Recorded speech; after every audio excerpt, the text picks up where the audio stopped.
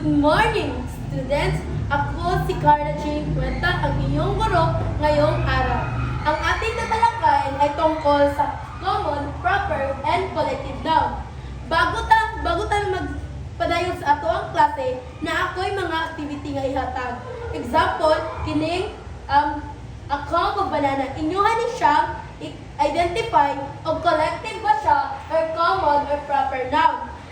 Na ako'y mga picture diri nga inyong tagnaan. Una, a comb of bananas. Ano ito? Collective noun or common noun or proper noun? Collective noun. Correct! Tama! Ito ay isa sa mga collective noun. At ito, Proper noun. a sunshine baker. Proper noun. Tama! Isa ito, a proper noun. Ito, flowers. Common noun. Tama mga bata! Ito ay isa sa mga example ng common noun. At ito, Common noun. tama na naman kayo. Ito ay isa din sa common noun. At ito, Collective noun. tama. Ito ay isa sa mga collective noun dahil nagsabi nito a bunch of flower. Last, ano ito? Proper noun. Tama, dahil ang proper noun ay nag-uumpisa sa malaking titik.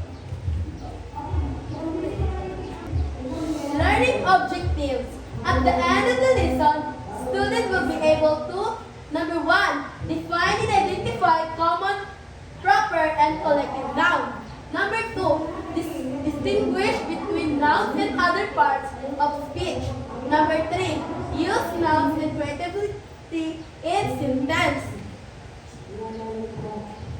Okay, ang una natin tatalakayin ay tungkol sa common noun. Ang definition ng common noun is, a common noun is a name for a general person, place, or things, such as animals.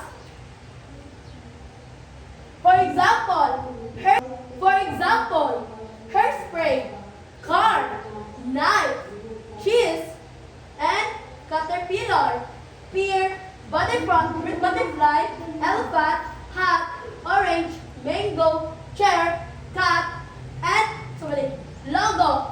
Ano ba ang iyong nakikita sa ating example of common noun? Yes, Car. tama mga bata. Ang common noun ay nagsisimbolo ito ng common na mga pangalan ng isang bagay o hayop. Like car. Wala siyang sinasabi na ano siyang car. Like muska. Wala siya nag-ingon kung sa siyang car. Okay, proper noun. A proper noun is a name of use an individual, person, place, or organization. It is split with a capital letter. Example, Lego, Emma, United States, October, Christmas, Riggs, Earth, Red Cross, Sunshine Baker, Maine, Penguin Point, Status of Liberty.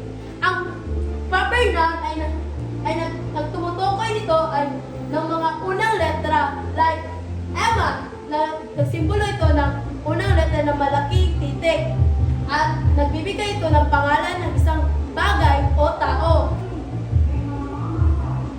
Collective noun. A collective noun is the name of group of person, animals, place, or things. Example of the collective nouns: a dynasty of kings, a pack of dancers, a choir of singers, a circle of friends, a catch of fish, a tribe of natives, a flock of tourists, a jingle of girls, a colony of penguins. Yan ang mga example ng collective noun. Like for example, a clump of flowers. Kanina yung ang ating binigay na activity. And that's all